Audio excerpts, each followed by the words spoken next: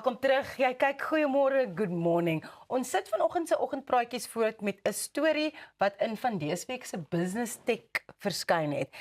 Lydens hierdie berig wat my nogal bietjie ontstel. Die departement van basiese onderwys het bekend gemaak dat 464 openbare skole in Suid-Afrika glad nie wiskunde aanbied nie. Met die meeste in KwaZulu-Natal, die Oos-Kaap, Limpopo en die Wes-Kaap. So rede sluit in 'n tekort aan opgeleide onderwysers, beperkte hulpbronne, lae inskrywings en begrotingsbeperkings. Hoewel wiskunde 'n prioriteitsvak is, dit nie altyd moontlik vir skole om dit saam met wiskunde geletterdheid aan te bied nie, want daar is mos nou 'n verskil tussen die twee. Dit het nie in my dag nie, dit was of jy doen hoërgraad of standaardgraad wiskunde. So, die departement sê dit werk aan verskeie ingrypings, soos onderwysopleiding, maandvergaderings met provinsies en die aanmoediging van leerders om wiskunde te kies as vak. Because I don't think it's being made very kind of, like where kids actually want to do maths because they think maybe I'm not going to do well in the subject, so I might as well not take it. Toch, geen belangstelling af, slegs 34% van matrikulante het in 2023 wiskunde gekies, teenoor 46% in 2011, en baie slaag ook nie met die vereiste 60% om universiteitsprogramme soos ingenieurswese te volg nie.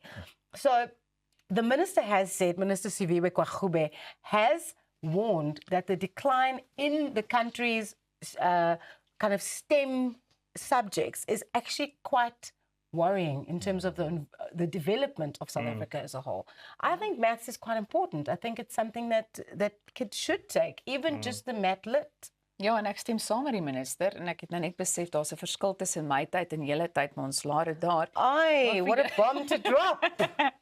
Maar vir julle met die kinders, sou julle tevrede wees daarmee as julle kinders se skole nie wiskunde as 'n vak aanbied nie? Ek dink dit is 'n absolute disaster. Jy weet, want nommer 1 is, ek dink daar moet nog steeds 'n opsie wees. So daar kan nie skole wees wat net eenvoudig glad nie wiskunde aanbied nie. Ek dink dat die opsie moet nog steeds sal wees. En tot 'n groot mate, ek dink ook daar moet iets wees soos finansiële wiskunde.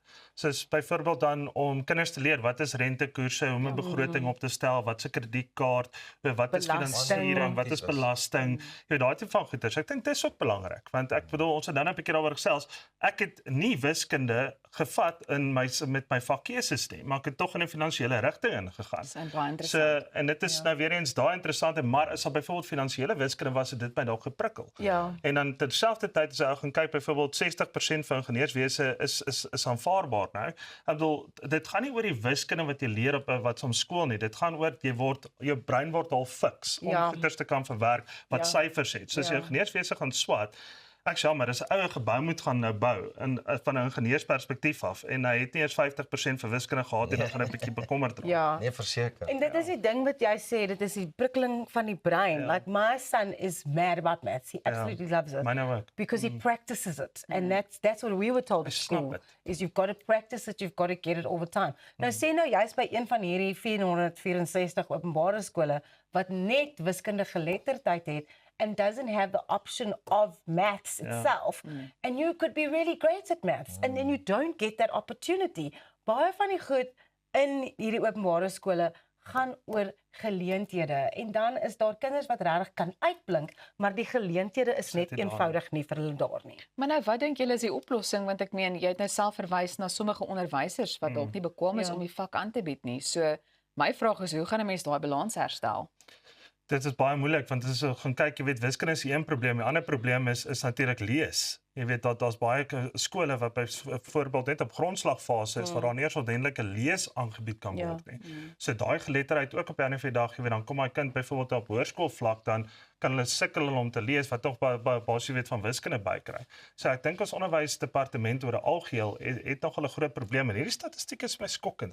Dis eintlik onaanvaarbaar as jy so daarna kyk. I want to actually look at it this way. I don't know what I would prefer is rather have a teacher that admits to maybe their shortcomings and not being able to teach maths than someone who says, oh yeah, I am just a maths lit teacher, but I can try and teach maths. Like, I would rather actually have someone that says, ek is 'n spesialis op wiskunde geletterdheid en nie wiskunde self as vak nie.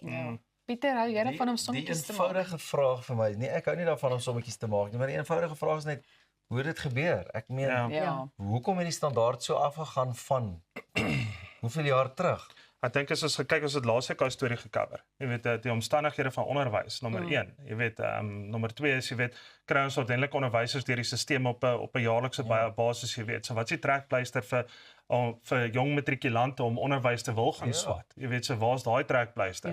Want elke tweede wat so 'n matrikulant wat daar buite is, word gebrainwash. Hy kan 'n dokter word of hy moet 'n ingenieur word of hy moet dit of dat word. Dalk is daar van hulle wat graag onderwysers wil wees en juis kinders wil bemagtig en leer met hulle kennis en liefde vir wiskunde. So sekerlik hulle moet een of ander tyd wakker skrik om te sê maar ons tekortkominge is natuurlik verpleegsters en onderwysers en. So halfe top 10 van tekortkominge in Suid-Afrika. En dan moet hulle dit gaan boost. Ek bedoel free education vir daai en wat soms kossies en tertiary en verblyf alles en wat. Ja, dit gaan geld kos by 'n dag, maar dit moet iewers te begin.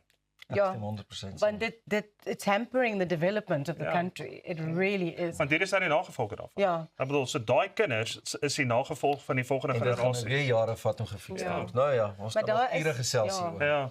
Daai oplossing van jou is regtig 'n baie goeie idee. Ek dink ons moet die minister van onderwys inkry vir onderhoud. Wat dink julle? Dan gooi ons nou dadelik. Siviwe Kwagube, we are inviting you to come join us on Goeiemôre Good Morning anytime. Onthou julle kan ons volg op sosiale media by Goeiemôre Good Morning. Net hierna kyk ons na hoe Sportklub in Pretoria cricket inklusief maak. Sorry.